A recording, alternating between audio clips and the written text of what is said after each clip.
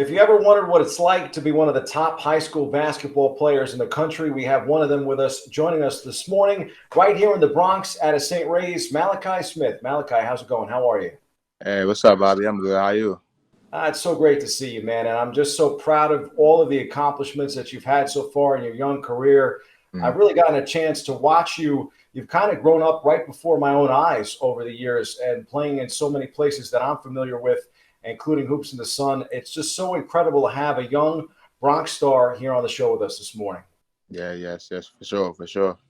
So I guess the big question, as we bring up, with our viewers here is, what is it like to be basically a big time basketball star, not only in the Bronx, but really the Mecca, New York City for basketball? Yeah, it's very I'm really proud of myself. It's a lot of coming as the top ranked point guard in New York. That's I'm just proud. They had a lot of few uh NYC legends who played in the NBA, not even the NBA overseas, like Kemba, Whitehead. It's a lot to name. So I'm just proud I can say myself that I'm one of them. It was so cool in August to see you make that announcement on your Instagram that you were going to go to Dayton and follow in the footsteps of your brother, Scoochie Smith, who, of Yeah. course, arguably maybe one of the greatest players to ever come out of Dayton.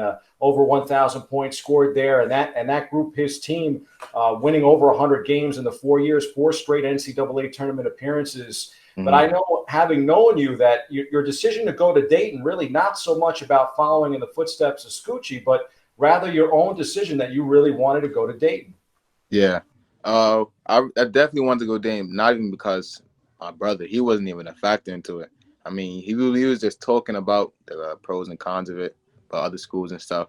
But he was actually leading me towards like, oh, you do what you want, don't do it because I did it. But I had a great relationship with I feel like I had the best connection with the coaches, the assistant coaches. They just felt me comfortable. They made me feel comfortable, and that was just the number one factor in my decision. And Flyer coach Anthony Grant, he really pursued you. Yeah, he was with me since sophomore year before my high majors or at the hype, all of that. So that just they'd been number one for a long time. So speak a little bit about what St. Ray's has done for you, because you're class of 2021, so now you're a senior there here in the Bronx, and you got one more year to go, but you're already committed to go to Dayton. Yeah.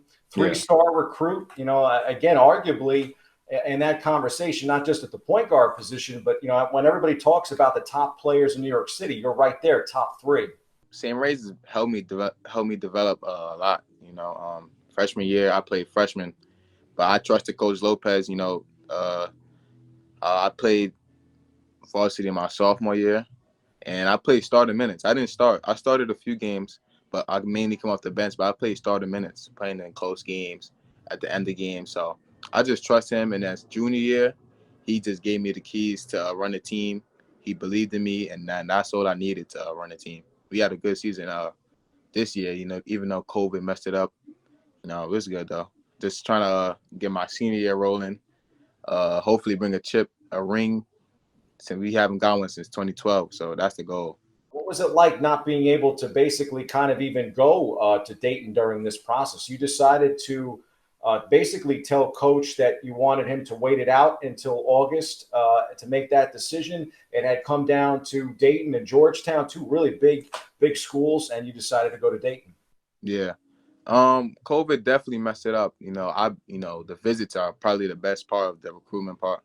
But during COVID, colleges, they were some were making me a priority and some weren't. So we did multiple Zoom calls. They were calling me almost every day, checking up on me. So that just made me feel part of their family already. For you, what has been maybe the biggest achievement so far in the scholastic career, whether it's playing, in these tournaments or street ball or even playing at St. Ray's? What would be number one on that list? Number one for me personally will probably be the NY versus NY championship that we won. I only played 1 year, and that was the only year. So that's the only year we won. That's the only year I played. So I feel like that's big, being the first. And I was only a junior playing in that. So playing a lot of minutes, starting, playing almost the whole game. So I feel like I was a big role in that, and that was a key. That was fun for me. And those are some big time games with all the high profile young players that played in those tournaments. Yeah, Rams, Deshaun Davis, who actually played with me at Hoops and the Sun multiple times since young. So we already had that connection. We love playing with each other. That's my big brother. So he just helped me get to that chip. So now this Dayton roster for next year, with you coming in, is actually going to have 2 players from the Bronx on the team. Yeah. Me and Kobe. Yeah, we gonna be good. He's actually gonna redshirt this year, and then he's gonna play next 4 years. But we've been playing with each other since Gauchos for a minute, so we already have a connection. He the one that actually been telling me like, "Yo, bro, come on, you should come on. This is gonna be good. We're gonna have a lot of fun, win some games." So he definitely helped me into that recruitment. Having known you now for these years, I would say the impact that your brother has had and also your dad has really Yeah. been profound on your career as both a student and a student athlete. Talk a little bit about that kind of impact that both Scucci and Elliot Rosado have had in your life. Yeah, they both know a lot, have a lot of knowledge about the game. So having just two good role